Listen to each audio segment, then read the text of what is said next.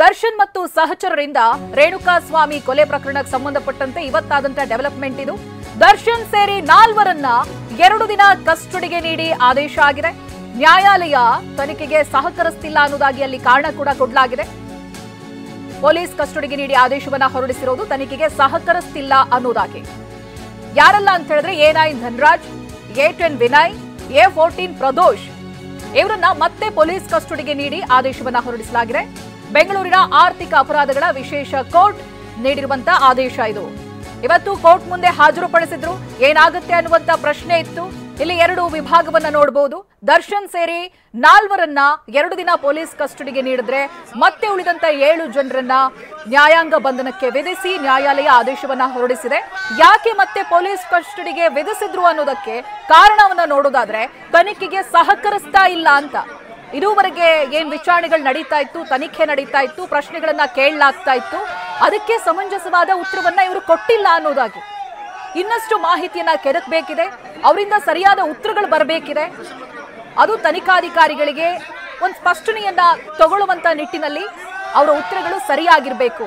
So ಇಲ್ಲಿ ಅಂತಹ ತನಿಖೆಗೆ ಇವರು ಸಹಕರಿಸಲಿಲ್ಲ ಅನ್ನುವಂತ ಕಾರಣಕ್ಕೆ ಮತ್ತೆ ಪೊಲೀಸ್ ಕಸ್ಟಡಿಗೆ ವಹಿಸಲಾಗಿದೆ. ದರ್ಶನ್ ಅನ್ನ ಸೇರಿ 4ರನ್ನ ಇನ್ನೂ 2 ದಿನ ಪೊಲೀಸ್ ಕಸ್ಟಡಿಗೆ ನೀಡಿರುವಂತಹ ನ್ಯಾಯಾಲಯ.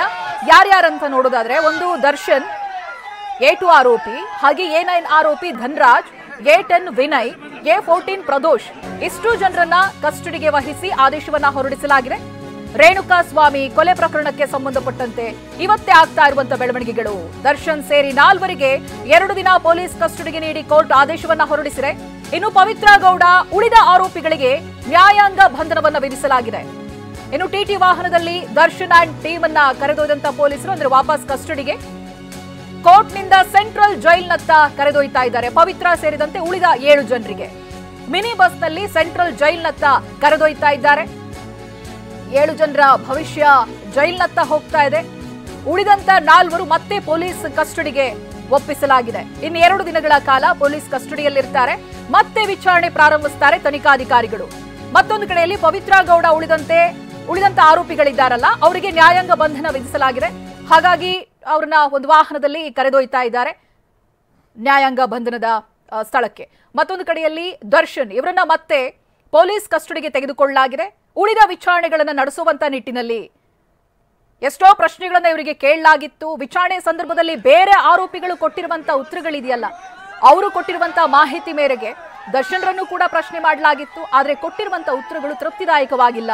ಕೇವಲ ದರ್ಶನ್ ಮಾತ್ರ ಅಲ್ಲ, ಉಳಿದಂತ ಆರೋಪಿಗಳು ಕೂಡ, ಉಳಿದಂತ 3 ಆರೋಪಿಗಳು ಅವರು ಕೂಡ ಸರಿಯಾದ ಉತ್ತರವನ್ನ ಕೊಟ್ಟಿಲ್ಲ, ತನಿಖೆಗೆ ಸಹಕರಿಸಲಿಲ್ಲ ಅನ್ನುವಂತ ಕಾರಣಕ್ಕೆ ಅವರನ್ನ ಮತ್ತೆ ಕಸ್ಟಡಿಗೆ ಪಡೆದಿದ್ದಾರೆ. ಕಾನೂನಿನಲ್ಲಿ ಅವಕಾಶ ಕೂಡ ಇತ್ತು, 4 ದಿನ ಕೇಳುವಂತ ಅವಕಾಶ ಇನ್ನೂ ಕೂಡ ಇತ್ತು. ಅದರಲ್ಲಿ ಇದೀಗ ಸಿಕ್ಕಿರೋದು 2 ದಿನ.